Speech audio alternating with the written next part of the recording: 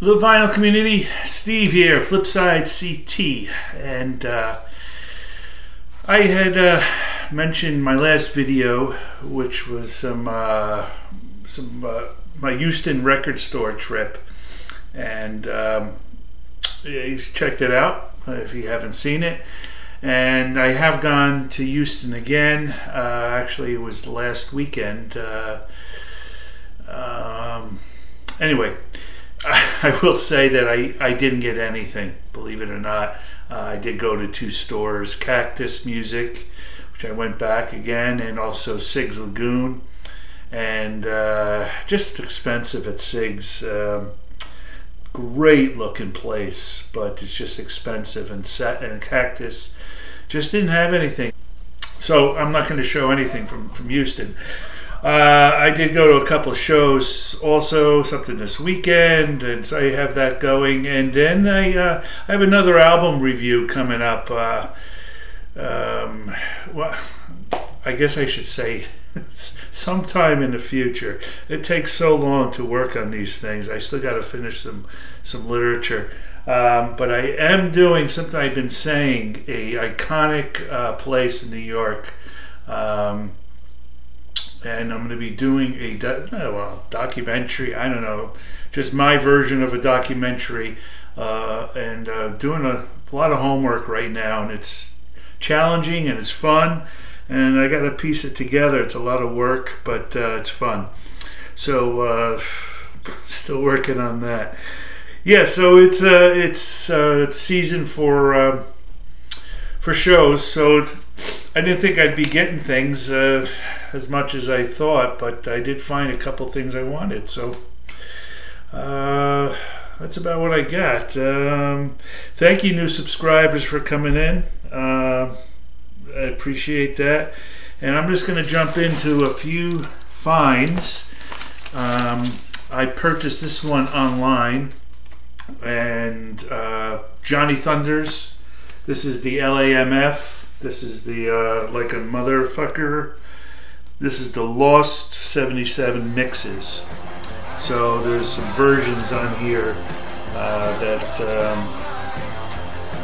were added. This was released, I guess this was remastered in the 90s, and then this was released in 2011. There's so many versions, so hard to keep up. This sounds really, really good.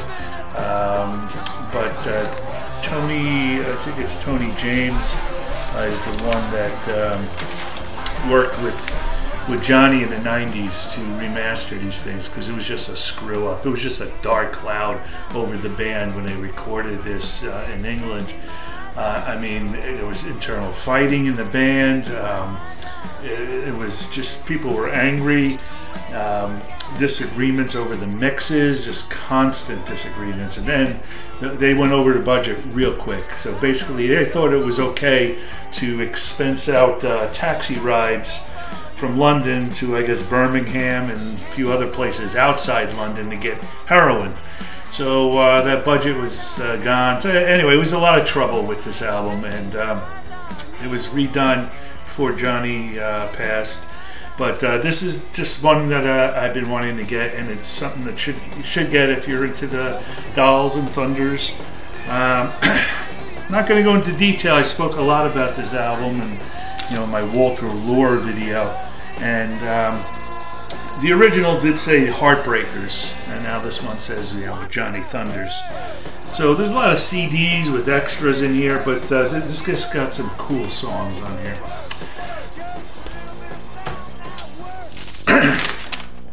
And there was a new store opened up in New Haven, Connecticut. I think it's New Haven, but yeah, so a vendor that I know, I guess he joined up with a few folks, and they put together this store, and they're new and trying it out. I went there, I guess, when sort of, after a couple of weeks open. It's not fully together yet. Elm City Sound, and had a really good psych section, a good good collection of things, and he's getting there, building it up. So if you're in New Haven, you could check that out. I picked up this Little Richard, King of Rock and Roll. This is from 71, I believe. And it has some covers, things like Joy to the World, Brown Sugar, Dancing in the Street, Midnight Special, Born on the Bayou. Enjoyable album, fun. Little Richard, does it his way, and it's pretty cool. So this is an album from 71. And this was $5, really nice condition. I'm sure it's a reissue. It's originally from 55, Dave Brubeck Quartet, Red Hot and Cool. This is actually a demo. So I'm not sure when this came out, this reissue. But this is really enjoyable to listen to. It's a type of jazz that I'm enjoying. So in the past, I've done a feature called Who the Heck Is It? I know I've had a bunch of more subscribers come about. So Who the Heck Is It is I'll play you a video clip, I'll play you an audio clip, just a little snippet of a band, hoping that people can guess who it is. Sometimes it's a little hard, but I'm going to try it a little easier here. It's going to be 2 songs. So see if you can guess, play at home, see if you can guess who it is. It's sometimes hard than you think, and also picking these songs are a little bit hard too, because you got to find something common, not common, but anyway, here you go, try it out.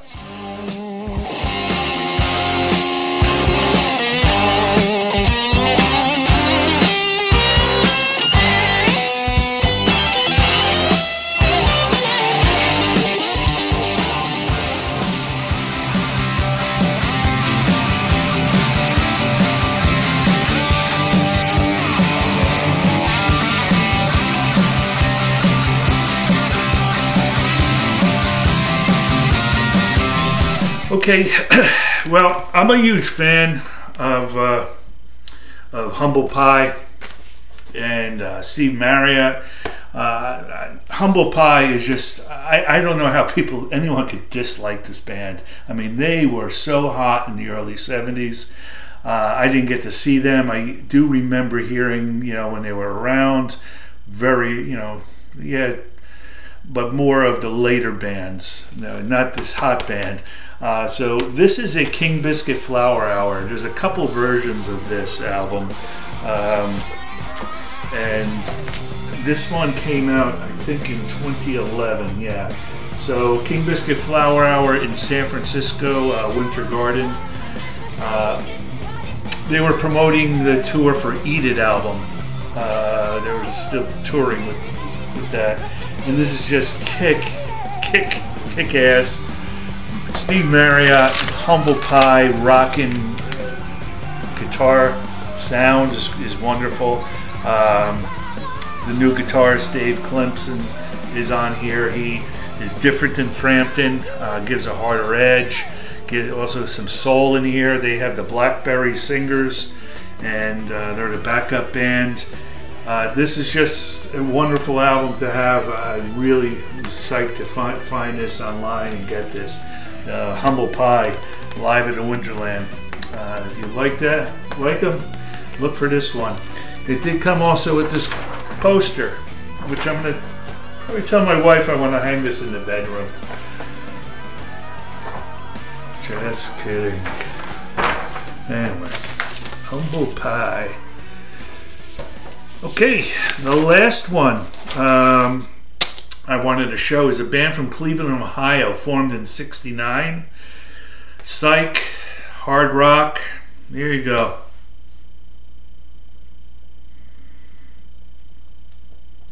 So this album came out in '73, and actually it was a river back in the days when Alexander the Great conquered and had a victory over the Persians way back when, and this is a river. So these guys are from Cleveland, Ohio.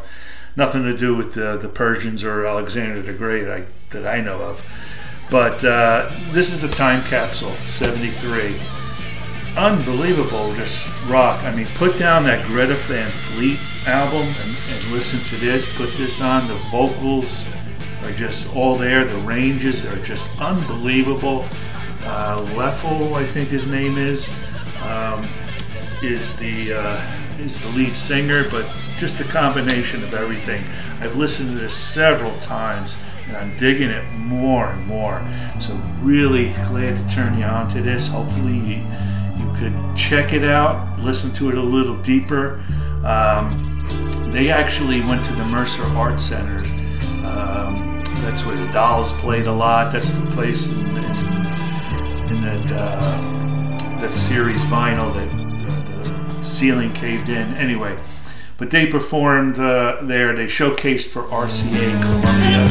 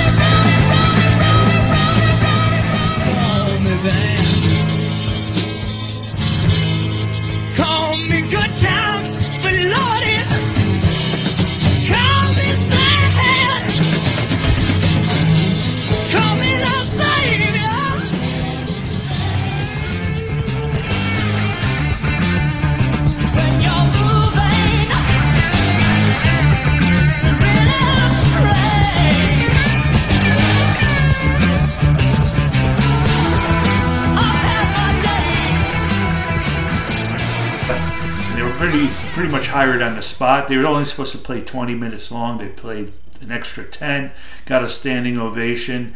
RCA picked them up, and this album came out, and it's just kick-ass. Columbia eventually worked into this picture with them. I don't know all the details, but if you look around on the internet, you'll find some more information. I didn't think some of it was just, just fluff stuff. But I do want to just pass this on. It was a short-lived band, and you get just a great sense of some great rock and roll in this time period, especially from Cleveland. In the songs here, they put down Cleveland a little bit. They were pretty discouraged with some of the people that were living there in the time. This album was made in 10 days. They went on tour, but they weren't financed for the tour. They didn't have enough albums to sell. The demand was there, so it just fizzled out. It was just poor management and poor organization. So this reissue, came out, and I really think you should give it a listen if you haven't heard it. All right, so let me just give you this other hint now. The band has 3 members from the US and also the UK. Big band in the late 70s, 80s, a lot of, I hate the word hits, but they're so well done. The band is so cool, and how they deliver a product. One of the guys' name is Mick. The other guy's name is Lou. And yeah, it is Foreigner. My wife loves this band. I love them too, like I said. But you heard Cold as Ice and Dirty White Boy. This is just the hits, the comp thing. Lou Gramm was just on Steve Jonesy's Jukebox radio, interviewed. I guess he's playing. But anyway, he was talking about the song Urgent. Now, that was a little too poppy for me. But Lou talked about something that gave me a little more appreciation. When they were recording that in New York City, they wanted an extra horn part. They saw in the paper Junior Walker was playing just a few blocks away. They went over, they saw him, and his son, Junior's son, was playing drums. After the second set, they introduced themselves. They got to meet Junior Walker. He had no idea who Foreigner was, and they asked him to come along and play and to blow the sax for Urgent. And I think they did it 4 or 5 takes, and they sort of joined two of the takes together, and they just said it was just outstanding. You know, they had to tell him and direct him a little bit what they want, but he knew what to do and just did it. And they invited him on stage at the LA Forum to play, and he came out and did it note for note. They just told him, I guess, a week before, a couple of days before, and he must have listened to it and rehearsed it and went out there. Anyway, Foreigner, Dirty White Boy, Cold as Ice. Hope you enjoy that one. Let's see if I can get another one sooner than later. That's about it. Okay, VC. Thank you very much for listening, tuning in, listening to me. I'm going to try to get something again soon. And keep listening to your music, buying vinyl. And that's what I've been doing, is a lot of listening. I'm pointing over here because I got a little couch set up, books and music, and I'm just soaking it in some quiet time. Enjoying it. Okay, we'll talk soon. Take care. Bye-bye.